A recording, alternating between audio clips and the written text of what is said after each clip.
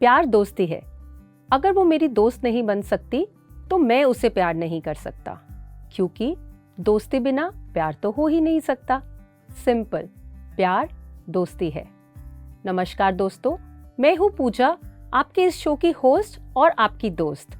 आप सभी का स्वागत करती हूँ आपके इस फेवरेट शो संसार में निर्वाण सीजन 3 में। और आज जो हमारे साथ कपल जुड़े हैं, उन्होंने अपनी जिंदगी में सबसे पहले प्यार की नींव रखी और उसके बाद जितनी भी परेशानियां आई, उन्हें अपने बुलंद हौसलों के साथ उनका सामना किया। तो स्वागत करते हैं Mr Jaideep Desai and Mrs Bhavana Desai का। वेलकम भावना जी और वेलकम जयदीप जी, आप दोनों का स्वागत है। Thank you. और शुरू करते हैं हमारे इस प्रोग्राम की शुरुआत आप दोनों के इंट्रोडक्शन से। तो भावना जी, पहले आप बताएं। नमस्ते दोस्तों, मैं भाविना देसाई सूरत गुजरात से हूँ और मैं by profession architect and interior designer हूँ। लेकिन मैं अभी स्पिरिचुअलिज्म में मैं पिरामिड भी बनाती हूँ, मेडिटेशन भी सिखाती हूँ और मैं गर्भ संस्कार कोच भी हूँ। और आज मैं आप लोगों को मेरी बहुत अच्छी यादें शेयर करने आपके साथ जुड़ी हूँ। तो बहुत बहुत धन्यवाद मुझे यहाँ पे बुलाने के लिए, धन्यवाद सर। नमस्कार, मेरा नाम जयदीप देसाई है, सूरत गुजरात से हूँ। बाय प्रोफेशन मैं एक बिजनेसमैन हूँ। कंस्ट्रक्शन केमिकल के रिलेटेड बिजनेस है जो कि बहुत टाइम से कर रहा हूँ। अभी स्पिरिचुअलिज्म में आने के बाद मैं अभी सेवा का भी काम कर रहा हूँ और उसके साथ साथ जो भाविना जी पिरामिड बनाते हैं उसमें भी हेल्प करता हूँ उनकी। धन्यवाद। थैंक यू आप दोनों के इंट्रोडक्शन के लिए। और चलते हैं, आज हमारे इस शो की शुरुआत करते हैं। पहले सवाल मैं आप दोनों से पूछना चाहूँगी कि आप दोनों कहाँ मिले, कैसे मिले और कैसे आपकी इस प्यार भरी दास्तान की शुरुआत हुई। मैं बताती हूँ पहले कि हम दोनों जब कॉलेज में थे, मेरा आर्किटेक्ट की पढ़ाई चल रही थी, उस टाइम पे हम मिले थे और हमारी स्टोरी मूवी की तरह है। मूवी की तरह जैसे वो साथिया पिक्चर देखा हो आपने, विवेक ओबरॉय और रानी मुखर्जी का, सेम उसी तरह है हमारी स्टोरी। तो हम है ना रेलवे स्टेशन पे मिले थे और ऐसा नहीं था कि एक स्टेशन पे, मैं एक स्टेशन पे थी और वो अपोजिट स्टेशन पे, हम आमने सामने एक दूसरे को देखते थे और ट्रेन भी हमारी अलग अलग थी। फिर हम एक कॉमन फ्रेंड के थ्रू एक दूसरे से मिले, हमारी पहचान हुई, फिर धीरे धीरे दोस्ती हुई। फिर हम एक दूसरे को बहुत सारे मैसेज करने लगे, मैसेज में हमारी बातें होने लगी। फिर हम एक दूसरे के बेस्ट फ्रेंड बने और फिर हमें लगा कि हमें एक साथ लाइफ स्पेंड करनी है और फिर हमने मैरिज का डिसीजन लिया। वाओ, सो वाकई आप दोनों की एक फिल्मी स्टोरी है, कैसे आप लोग मिले और कैसे आपने आगे जीवन साथ बिताने का निर्णय लिया। और आगे मैं जानना चाहूँगी और हमारे सभी दर्शक जानना चाहेंगे कि आप दोनों स्पिरिचुअलिटी में कैसे आए, अलग अलग आए और या फिर साथ में आप लोगों ने दोनों ये जर्नी शुरू करी। और कैसे आपकी पहले सिचुएशन थी, जैसे कि हर एक गृहिणी को, हर एक लड़की को अपने ससुराल में जाके काफ़ी चीज़ों में ढलना पड़ता है। सो आपके साथ भी कैसा ये अनुभव रहा, आपने कैसे उसको एक्सेप्ट किया और स्पिरिचुअलिटी में आने के बाद क्या आपने अपने आप में चेंजेस देखे। मेरी एक्चुअली ससुराल का एक्सपीरियंस बहुत अच्छा है क्योंकि मैं पहले से ही सबको जानती थी। जब हम मिले थे तब मैं एज अ फ्रेंड जयदीप के साथ उसके घर पे भी जाती थी और उसकी जो सिस्टर है वो ऑलरेडी मेरी ही कॉलेज में पढ़ती थी, तो हम दोनों की भी दोस्ती काफ़ी अच्छी थी।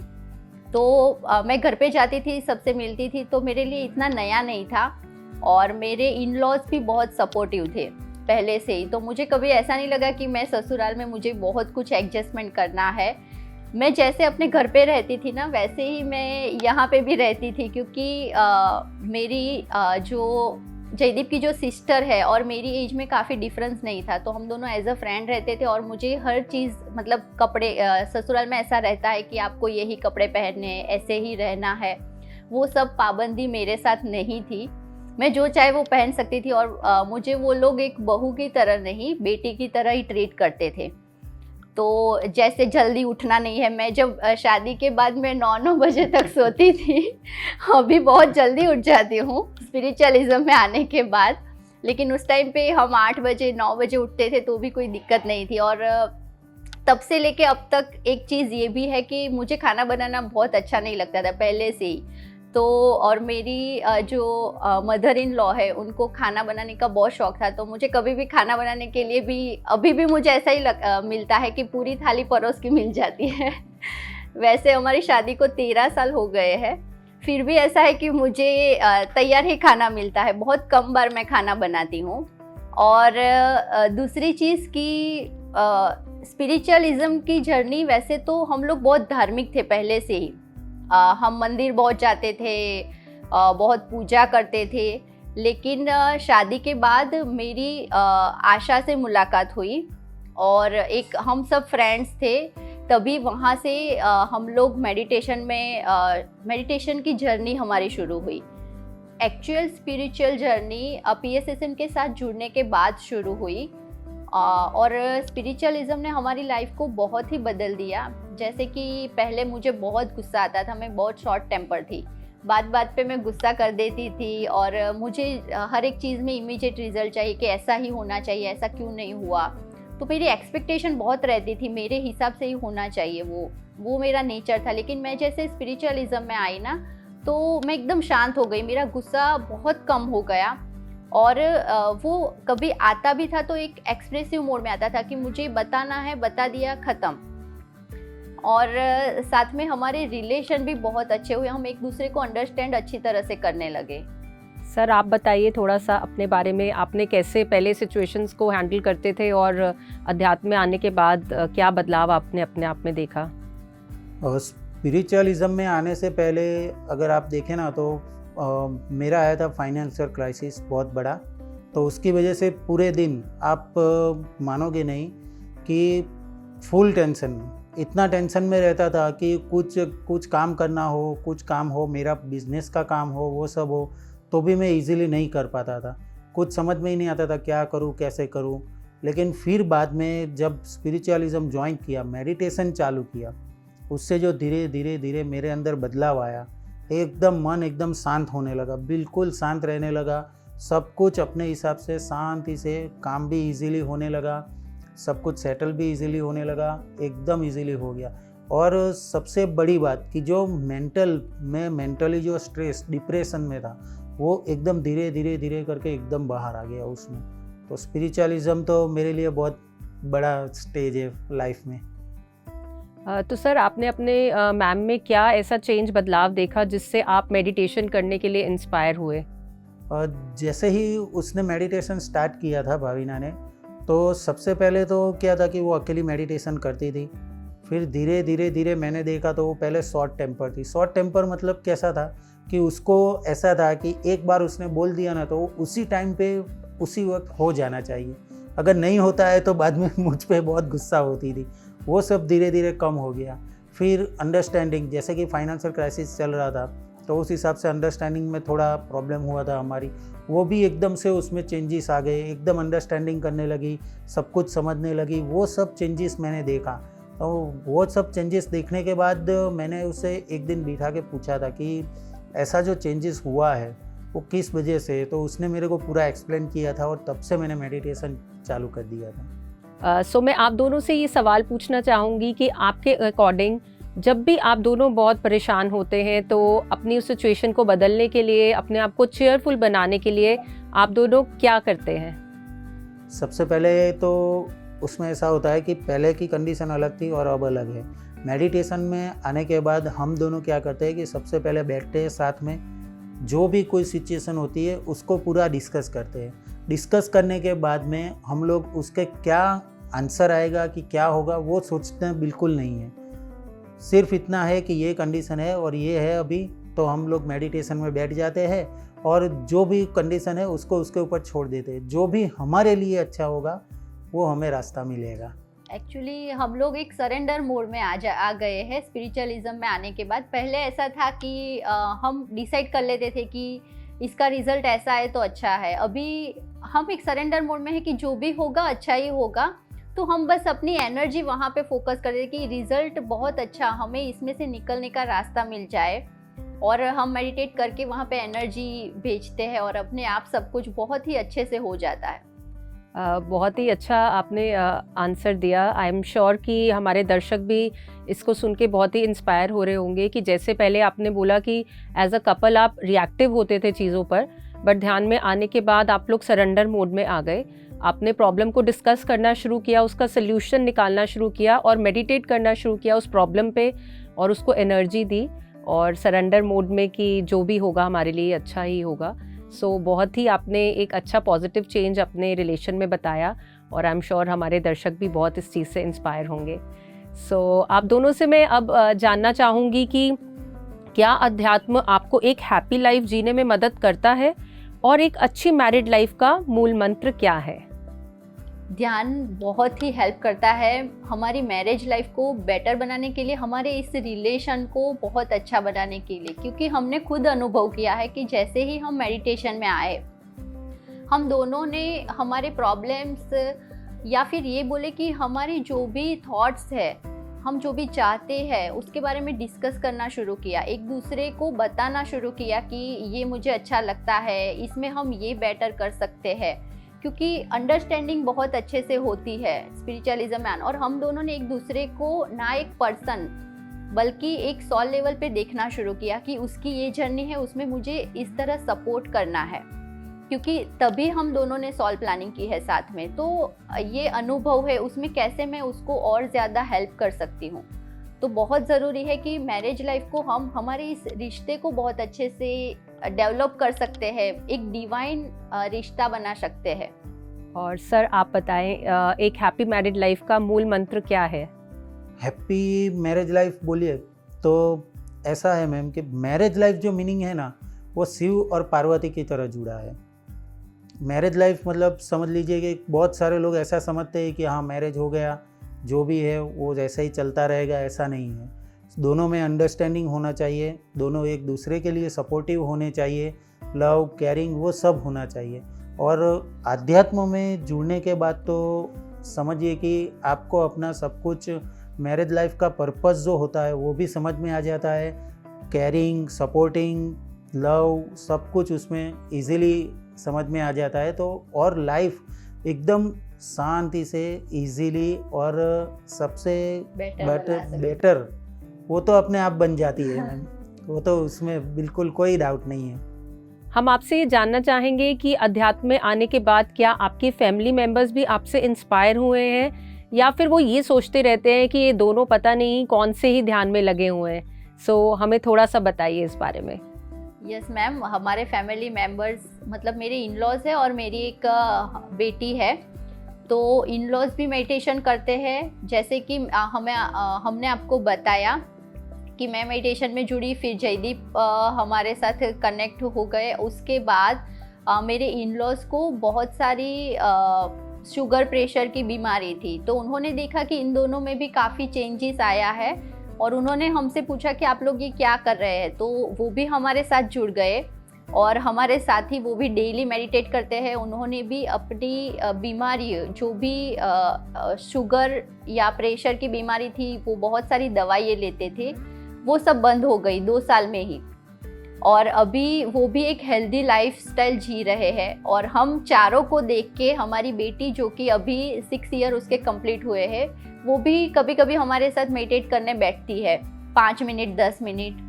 तो हमारा पूरा फैमिली मेडिटेशन से जुड़ा हुआ है और हम सब उसको बहुत एंजॉय करते हैं। बहुत ही अच्छा लगा ये सुनकर। और सर आप क्या बोलना चाहेंगे इस बारे में?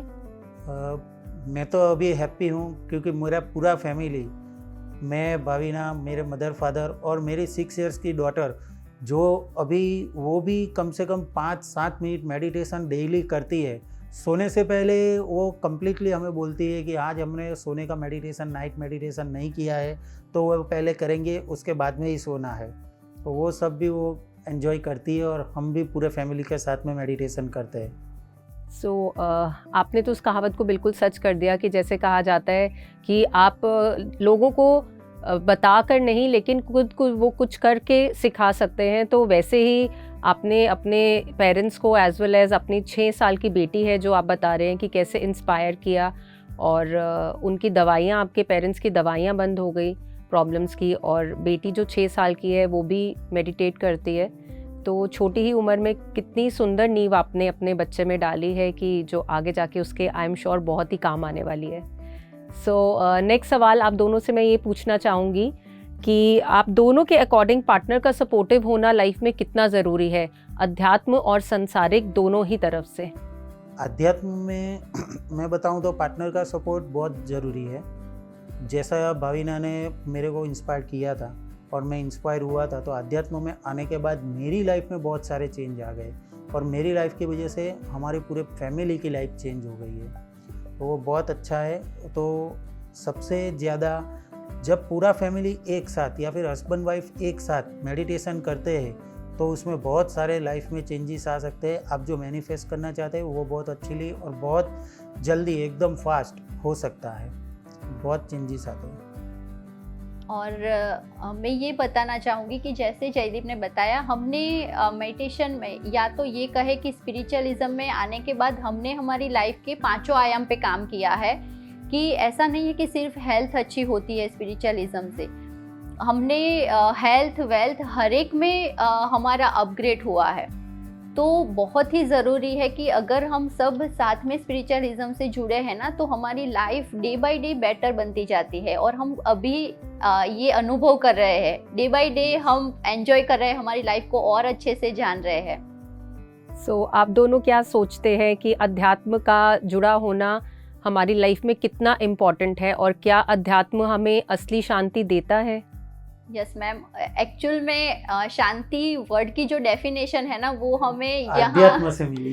यस, अध्यात्म में जुड़ने से ही पता चला कि शांति क्या है। हम कभी कभी ऐसा सोचते हैं कि मुझे ये मिल जाए फिर मुझे शांति मिलेगी, मेरी ये विश पूरी हो जाए फिर मुझे शांति मिलेगी, बट ऐसा नहीं है। हम जो भी लाइफ जी रहे हैं डे बाय डे, हमारी लाइफ में जो भी हो रहा है उस हर एक में हम कैसे शांति से जी सकते हैं, हैप्पी जी सकते हैं।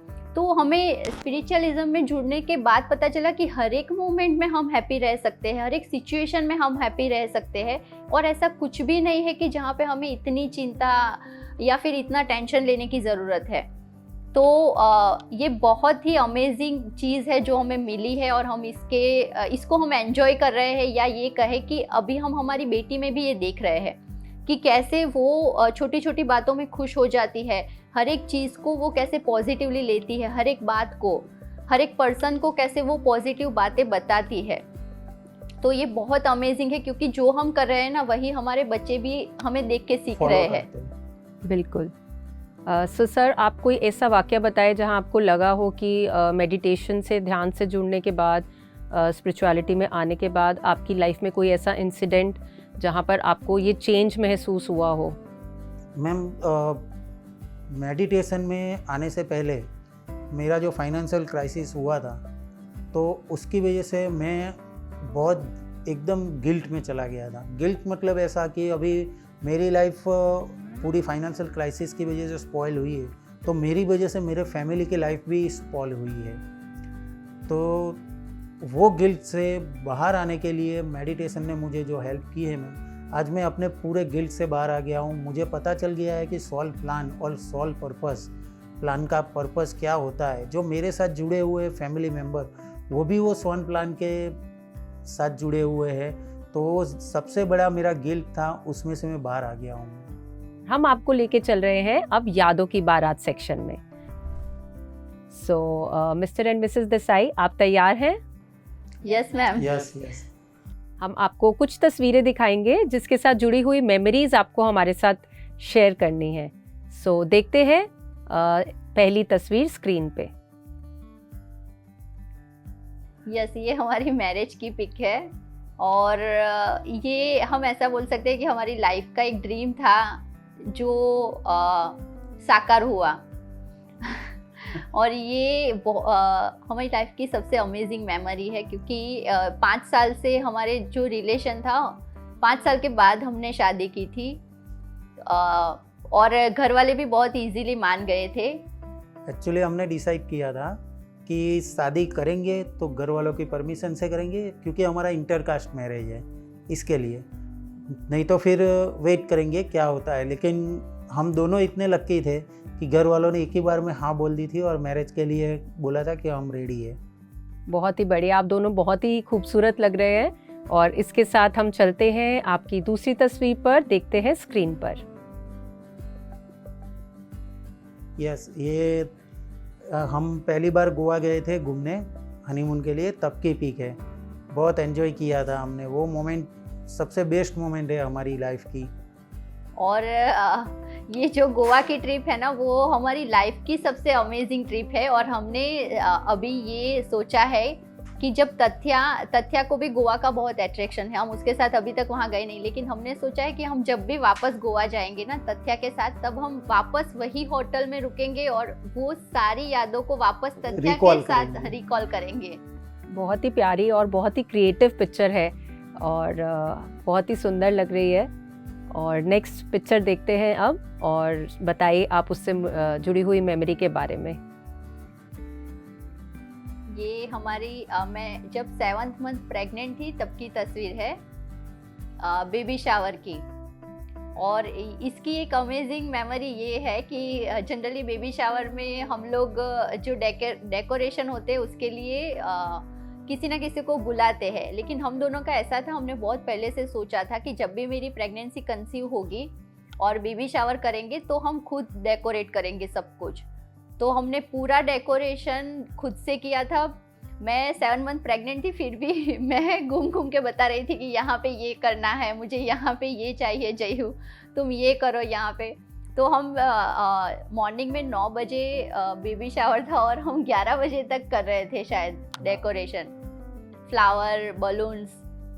तो बहुत अमेजिंग मेमोरी है ये भी हमारी। तथ्या का वेलकम। बहुत ही सुंदर, ये छोटी छोटी मेमोरीज ही हमें बताती हैं कि हमारा आपस में बॉन्ड कितना स्ट्रॉन्ग है, और जब वापस हम उन तस्वीरों को देखते हैं तो उन्हीं मेमोरीज को चेरिश करते हैं। सो इसी के साथ हम चलते हैं नेक्स्ट तस्वीर पे, और आप बताइए उसके बारे में कुछ। ओके, ये तथ्या की फर्स्ट बर्थडे है।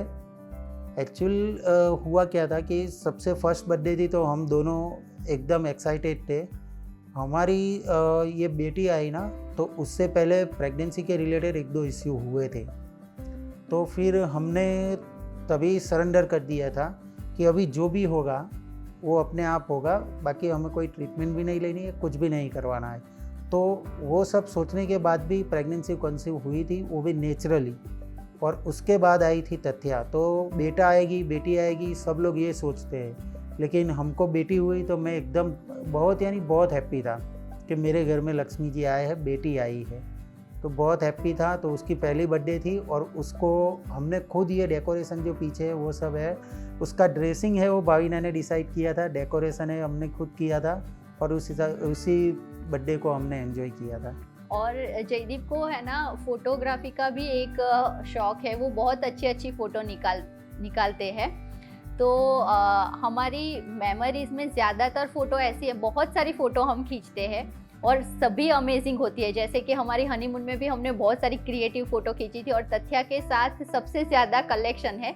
तो मुझे ऐसा लगता है कि मैं प्रेगनेंसी में जो सोचती थी वैसे तथ्या को भी वो अंदर से वार्म से आया है। वो भी बहुत अच्छी फ़ोटो खिंचवाती है, उसको भी उसका बहुत शौक है। सो कैसे आप दोनों ने हर अपने ओकेजन को एक साथ मिल के उसमें और ज़्यादा इन्वॉल्व होके डेकोरेशन करके और साथ में सब कुछ प्लान करके और भी खूबसूरत बना दिया है। तो चलिए देखते हैं नेक्स्ट तस्वीर। ये तस्वीर, ये ऐसा समझिए कि तथ्या की पहली ट्रिप थी। हम गए थे मनाली, शिमला मनाली, तब की है ये पिक। और बर्फ़ में गए थे हम लोग ऊपर मनाली के ऊपर लेक के पास, तब की पिक ली हुई है हमने। तो वो ट्रिप तथ्या की पहली ट्रिप थी, तो हमने बहुत एंजॉय किया था। और सबसे बेस्ट बात ये ट्रिप की ये थी कि तथ्या तब उस टाइम पे ना चलने लगी थी अपने पैरों पे, वो बहुत मज़ा आया था। और ये जो ट्रिप है ना, उसमें उस टाइम पे तथ्या शायद डेढ़ साल की थी। तो हमें ऐसा लगता था कि हम इतने दूर जा रहे हैं तो कैसा रहेगा, लेकिन फिर हमने एक थॉट डाला कि ये हमारी अमेजिंग मेमोरी है, हमें हर एक पल को तथ्या के साथ एंजॉय करना है। और ऐसा ही हुआ कि जो हमने सोचा था ना, उससे बहुत अच्छे से हम शायद 10 या 12 डेज के लिए गए थे। 10 days. हाँ, लेकिन फिर भी हमें कहीं पे भी ऐसा नहीं लगा कि तथ्या छोटी है तो हम यहाँ नहीं जा पाए, या फिर हम उसने हमें परेशान किया कि उसे खाना या फिर जगह पसंद नहीं आई। हर जगह उसने भी हमारे साथ उतना एंजॉय किया। बहुत ही सुंदर, कैसे अपने अपने थॉट्स को पॉजिटिव किया और रिजल्ट भी वैसा ही आया जैसा कि आप चाहते थे। सो देखते हैं नेक्स्ट तस्वीर। मेरी और तथ्या की बहुत फनी पिक है। हम एक मैरिज फंक्शन में गए थे, तब की है। मैं उसको आइसक्रीम खिला रहा था, तब मैंने एक बार उससे आइसक्रीम लिया था खाने के लिए, तो मुझे वो ऐसे देख रही थी और वो पिक्चर क्लिक हो गई थी, भाविना ने कर दी थी। जैसे तथ्या ऐसे बता रही है कि आप सब आइसक्रीम मत खा जाना, मेरे लिए भी रखना। और तथ्या का और जयदीप का बॉन्डिंग भी बहुत स्ट्रॉन्ग है। वैसे वो हर एक चीज़ मुझसे ज़्यादा जयदीप से शेयर करती है और सबसे ज़्यादा वो लोग क्रिएटिव गेम्स खेलते हैं। तो उन दोनों के पिक्स मेरे फ़ोन में सबसे ज़्यादा होंगे, क्योंकि वो जब भी कुछ ऐसा कुछ करते हैं ना तो उनको पता भी नहीं होता है और मैं पिक्चर्स क्लिक कर लेती हूँ। तो मस्त, ये बहुत फेवरेट पिक है मेरी। सो इस कैंडिड पिक्चर के बाद फिर से देखते हैं एक नई तस्वीर और बताइए उससे जुड़ी मेमोरीज के बारे में। ये अभी की ही है, अप्रैल 2023 जयदीप की बर्थडे थी। और आप जो देख रहे हैं ना ये सब कार्ड्स सब कुछ, ये हम लोग जब से मिले थे तब से लेके अब तक की हम दोनों ने एक दूसरे को बहुत गिफ्ट दी थी, बहुत कार्ड्स लिखे थे। हम लोग एक दूसरे को चिट्ठियाँ भी लिखते थे, छोटे छोटे चीट में मैं उसको कुछ ना कुछ मैसेज लिखती थी। तो वो सब इस बार तथ्या ने बोला कि हम पापा की बर्थडे कुछ अलग तरीके से सेलिब्रेट करते हैं। तो जब जयदीप कुछ काम से बाहर थे तब मैंने और तथ्या ने वो पूरी बैग एक रखी है जिसमें हमारी ये सब मेमोरीज है। तो हम दोनों ने एक बेड पे वो सब कुछ लगाया। मैं तथ्या को बता रही थी हर एक कार्ड खोलते खोलते कि तथ्थू देखो, ये पापा ने मुझे इस टाइम पे मैंने पापा को दिया था, इसमें ये लिखा है। और उसने सब कुछ रखा और वो बोल रही थी कि आप इतने सारे कार्ड्स एक दूसरे को देते थे। तो ये एक रिकॉल था हमारी अब तक की 13 साल, या फिर मैं ये बोलूँ कि 13 साल मैरिज के और 5 साल अलग के, उन सब की ये मेमोरी है। और फिर जब जयदीप आए तो हम दोनों ने साथ में बैठ के वो सब वापस से पढ़ा, रिकॉल किया। और मैं आप सबको ये बताना चाहती हूँ कि ये जो हस्बैंड वाइफ की रिलेशन है ना, उसमें छोटी छोटी चीज़ें बहुत मैटर करती है। हम लोगों को ऐसा लगता है कि मैं इसको बड़ी गिफ्ट दूंगा या दूंगी तो उनको अच्छा लगेगा, लेकिन मेरा हमेशा से यही है कि रिश्ते में छोटी छोटी चीज़ें बहुत मैटर। आप उसे सिर्फ एक छोटा सा कार्ड दे रहे या एक चिट दे रहे, लेकिन वो एक, या इतने साल के बाद भी हम वो वापस जिए वो हर एक पल। तो मैरिज में या गिफ्ट इम्पोर्टेंट नहीं है, आप खुद से क्या दे रहे हैं ना, वो बहुत इम्पोर्टेंट रहता है। छोटी छोटी आप मानोगे नहीं, भाविना को सबसे बड़ी गिफ्ट ऐसा कुछ उसको नहीं है। एक छोटा सा, मैंने इतना सा भी अगर कार्ड उसको दे दिया है ना तो वो उतनी हैप्पी हो जाती है कि जैसे मैंने उसके लिए इतना बड़ा कुछ गिफ्ट कर दिया हो, ऐसा है। और जयदीप तो फीलिंग्स के साथ में लेती है। और मैं यहाँ पे एक चीज़ शेयर करना चाहूँगी जयदीप के बारे में कि 13 साल में जयदीप ने एक भी बार कोई भी चीज़ रिपीट नहीं की है। हर एक बार उसने कुछ ना कुछ क्रिएटिव खुद से बना के मुझे गिफ्ट किया है। एक भी बार वो रिपीटेशन नहीं आया है, इतना क्रिएटिव है वो। बहुत ही खूब, थैंक यू अपनी इतनी खूबसूरत और सुंदर मेमोरीज़ हम सबके साथ शेयर करने के लिए, और ये फिर से याद दिलाने के लिए कि हमारे इमोशंस एक दूसरे के साथ कितने जुड़े हैं, चाहे वो छोटा सा कार्ड ही हो चाहे फ्लावर ही हो, और कितना हम प्यार से और इमोशन से उस गिफ्ट को अपने पार्टनर को दे रहे हैं, बहुत ही मैटर करता है। सो थैंक यू ये सब मेमोरीज़ हमारे साथ शेयर करने के लिए। और हमारा नेक्स्ट राउंड है रैपिड फायर, जिसमें मैं आपसे कुछ सवाल करूंगी और आपको कुछ एक शब्द में या एक लाइन में उस सवाल का जवाब देना है। तो चलिए शुरू करते हैं अपना next round, rapid fire round. So आप दोनों को उस सवाल का जवाब देना है। पहला क्वेश्चन है, आप अपने पार्टनर के बारे में क्या फील करते हैं, कुछ शब्दों में बताइए। Very caring, supportive and loving wife. Same, love, care and support. मैं जयदीप के बारे में हमेशा यही फील करती हूँ, वो बहुत लवेबल है, बहुत केयर करता है और हमेशा मुझे सपोर्ट देता है। सेम। आपकी कोई एक कमी जिससे आपके पार्टनर पूरा करते हैं या फिर करती हैं? सबसे पहले मैं बताऊंगा। ट्रैवलिंग के लिए बैग पैकिंग मैं ही करूँगा, मुझे ही करना है। क्योंकि मुझे समझ में ही नहीं आता कि कैसे पैकिंग करनी है, क्या करना है, मैं कभी नहीं कर पाती, तो जयदीप हमेशा वो कर लेता है। और जयदीप के बारे में ये बोलूँगी कि जयदीप के हिस्से का भी मैं बोल लेती हूँ। जब वो बहुत कम बोलता है तो उसके हिस्से का मैं बोल लेती हूँ। Excellent, thank you for sharing. एक ऐसी बात बताइए जिसके लिए आप अपने कंपेनियन को थैंक यू बोलना चाहेंगे।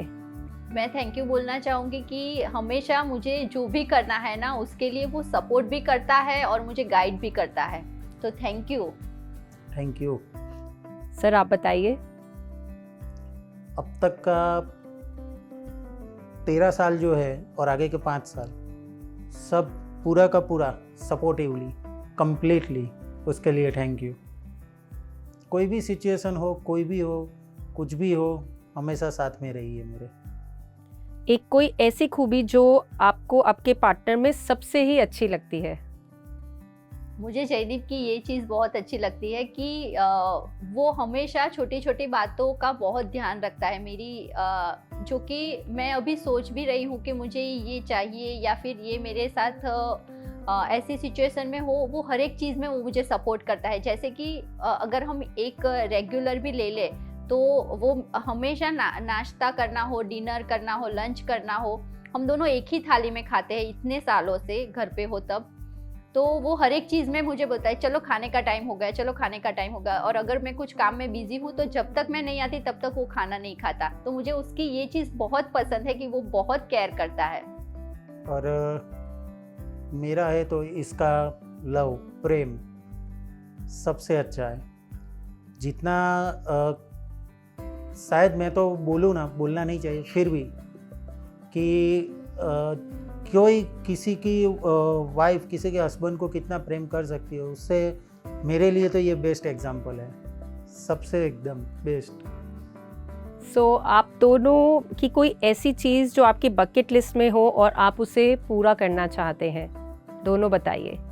एक जब से हमारे मैरिज भी नहीं हुए थे ना, तब से हमने एक डिसाइड किया था कि हम लोग जाएंगे लेह लद्दाख बुलेट ट्रिप पे, जो कि अभी 13 और 5 18 साल में भी अभी भी पेंडिंग है, तो वो पूरा करना है अभी सबसे पहले।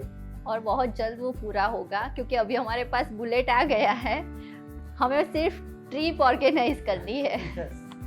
चलिए, ऑल द बेस्ट। अगर आपको एक दूसरे में कोई एक आदत बदलने का मौका मिले तो वो कौन सी होगी? मैं ये बदलना चाहूँगी जयदीप में कि वो बोलना शुरू करे। उसके मन में बहुत कुछ चलता है ना, तो वो बहुत जितना बताना होता है ना उससे बहुत कम बताता है। तो मैं ये चाहती हूँ कि वो जो चल रहा है वो सब कुछ बताए। इसकी एक आदत थी, वो बदलना था, लेकिन वो स्पिरिचुअलिज्म में आने के बाद उसने खुद ही चेंज कर दी है। जो कि बहुत गुस्सा करती थी तो वो कम करने के लिए बोलना था, लेकिन अभी इसने गुस्सा करना ही बंद कर दिया है मैम, एकदम कम्प्लीटली। कुछ भी होता है तो अभी एकदम सरेंडर मोड में आके बात करती है, गुस्सा बिल्कुल नहीं होता है। सो चलिए नेक्स्ट सवाल पे, आपका सबसे बड़ा सबक जो आपने अध्यात्म में आने के बाद सीखा।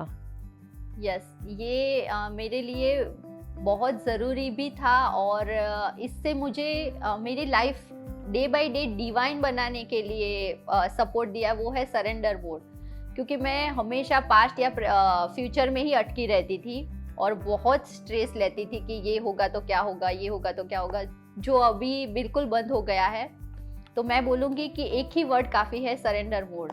अध्यात्म में आने से पहले जो मेरा डिप्रेशन का टाइम था, उस टाइम पे मैं बोलूँ ना तो पूरा अल्कोहलिक हो गया था मैं। तो अध्यात्म में आने के बाद जैसा पहले मैं ये सोचता था कि ये अल्कोहलिक होने की वजह से क्या होता है कि मेंटली डिप्रेस में था तो वो रिलीज़ हो जाता है, लेकिन ये आध्यात्मिक में आने के बाद मेरे को पता चल गया है कि वो सिर्फ मेरा मेंटली ही था, ऐसा कुछ नहीं होता है। और अभी मैं नॉन अल्कोहलिक हो गया हूँ कम्प्लीटली। सो नेक्स्ट सवाल आप दोनों के लिए, लॉकडाउन के दौरान कौन सी ऐसी नई बात थी जो आपने एक दूसरे के बारे में डिस्कवर करी? सर।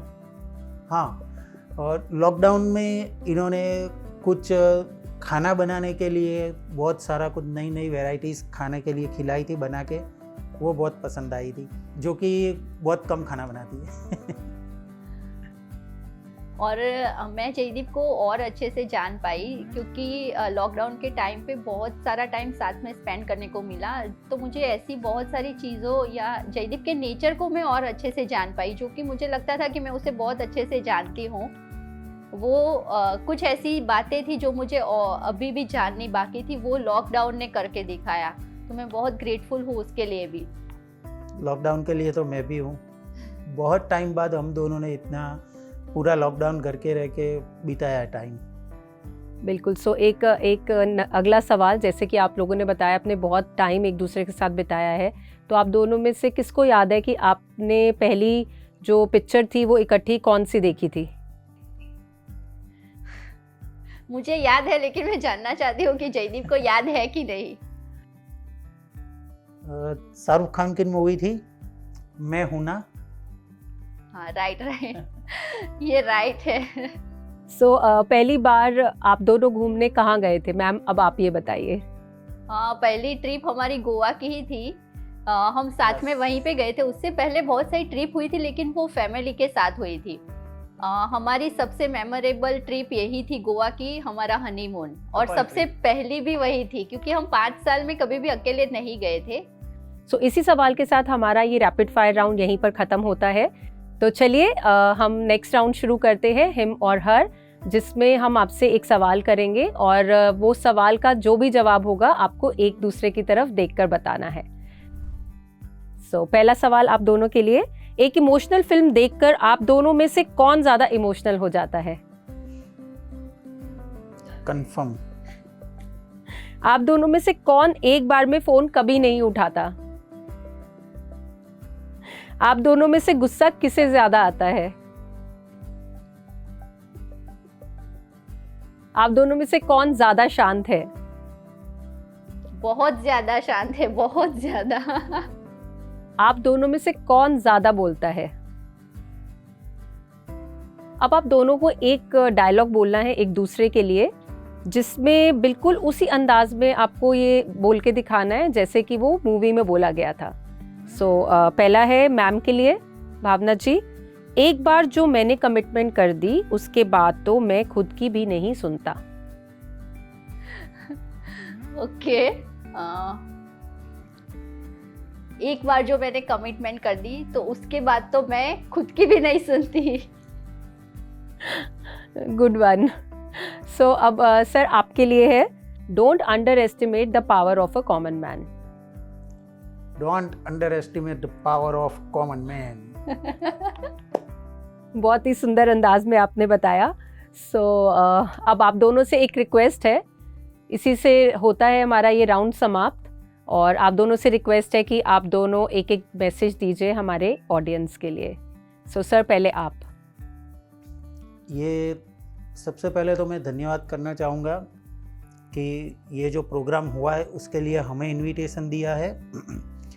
ये प्रोग्राम जो आप कर रहे हो मैम वो बहुत अच्छा है, क्योंकि हस्बैंड वाइफ के रिलेशन जो होते हैं तो वो बहुत सारे लोग होते हैं जो सिर्फ एक कॉमेडी की तरह यूज़ करते हैं वो रिलेशनशिप को, जैसे कि उसके ऊपर जॉक्स बनाते हैं, मजाक करते हैं, वो सब करते हैं। लेकिन हस्बैंड वाइफ के रिलेशन जो होते हैं वो सिक्के की 2 बाजू की तरह होते हैं। अगर रहना है तो दोनों को साथ में रहना है, सिक्के को आप बीच में से काट दोगे तो वो कोई काम का नहीं रहेगा। वैसे ही हस्बैंड वाइफ का रिलेशन होता है, जैसे शिव और पार्वती दोनों है, फेमिनाइन एनर्जी, मैस्कुलर एनर्जी, दोनों मिलते हैं तो एक बनता है। वैसे ही हस्बैंड वाइफ के रिलेशनशिप होते हैं, तो हस्बैंड वाइफ के रिलेशनशिप को उसी तरह रहना चाहिए। और मैं तो मेरी लाइफ में फेमिनाइन एनर्जी से बहुत अच्छा है, तो सबसे रिक्वेस्ट करूँगा कि फेमिनाइन एनर्जी जो आपके पास है, आपकी वाइफ, उसको पूरे प्यार से, मान सम्मान से रखिए और उसके लिए ग्रेटिट्यूड रखिए। Thank you. Thank you sir, thank you for this lovely message. Bhavana ma'am please आप एक मैसेज दीजिए। मैं ये मैसेज देना चाहूँगी कि हर एक कपल में ऐसा होता है कि मेल और फीमेल दोनों का नेचर अलग होता है, तो कभी कभी छोटी छोटी दिक्कतें आती है एक दूसरे को समझने में। लेकिन अगर हम दोनों एक दूसरे को समझे और अंडरस्टैंड करें ना, तो ये रिलेशन एक डिवाइन रिलेशन है। क्योंकि जैसे जयदीप ने बताया कि जब दोनों साथ में चलेंगे ना तो ये यात्रा बहुत ही अच्छी होगी। क्योंकि अगर एक आगे चला गया तो उसे मुड़ के पीछे देखना पड़ेगा, या तो फिर जो पीछे रह गया उसको ऐसा लगेगा कि मुझे छोड़ के वो आगे निकल गया। तो हमें दोनों को एक दूसरे को सपोर्ट करना है, हमेशा केयर करनी है और एक दूसरे को रिस्पेक्ट देनी है, क्योंकि जहाँ पे रिस्पेक्ट होती है ना वहाँ पे लव केयर सब अपने आप आ जाता है। तो बहुत बहुत शुक्रिया कि मुझे ये मैसेज देने का मौका मिला पीएमसी हिंदी थ्रू और ये शो के थ्रू। बहुत thank you. Thank you. So thank you mister and Mrs Desai अपना कीमती समय हमें देने के लिए। और मैं बस यही कहना चाहूँगी कि जैसे हम एक कपल काफ़ी चीज़ों में एफर्ट डालते हैं एक दूसरे के साथ निभाने के लिए, अगर हम मेडिटेशन और स्पिरिचुअलिटी को अपने डे टू डे लाइफ में ले आएँ तो हम अपने रिलेशन को और 4 चांद लगा सकते हैं। सो जुड़े रहिए पीएमसी हिंदी से और अगले हफ्ते फिर मिलेंगे एक नए स्टार कपल के साथ। धन्यवाद।